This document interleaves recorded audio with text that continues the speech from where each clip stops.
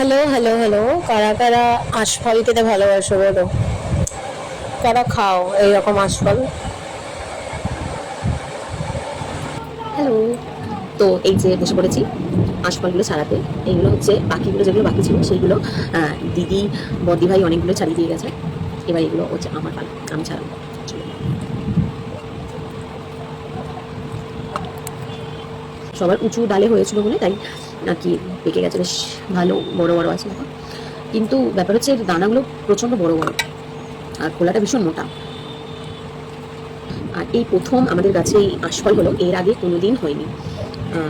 এতদিন, এত বছর হয়ে গেল, কোনোদিন আঁশফল হয়নি। আর আরেকটা কথা হচ্ছে, আঁশফল মানে এইটা কে কে জানো না বলো? আঁশফল জলের মধ্যে ডুবিয়ে রাখলে খোলাগুলো একদম নরম হয়ে যায়। মানে একদম গাছ থেকে পেরে যেটা ছাড়ানো হয় তার থেকে জলে যদি ডুবিয়ে রাখো তাহলে এই দেখো এরকম, এই যে বুঝতে পারছো, এইরকম থেকে যাবে, মানে নরম হয়ে যাবে, তাহলে ছাড়ানো যায় আর কি। যারা যারা জানো না, এটা একবার টেকনিকটা ইউজ করতে পারো, দেখবে যে জলে ভিজিয়ে রাখলে আঁশফল খুব তাড়াতাড়ি ছাড়ানো যায়। তো চলো ছাড়িয়ে নিই, ছাড়িয়ে নিই কীভাবে মানে মাখবো সেটা ভিডিও করে তোমাদের দেখাচ্ছি, ঠিক আছে? চলো।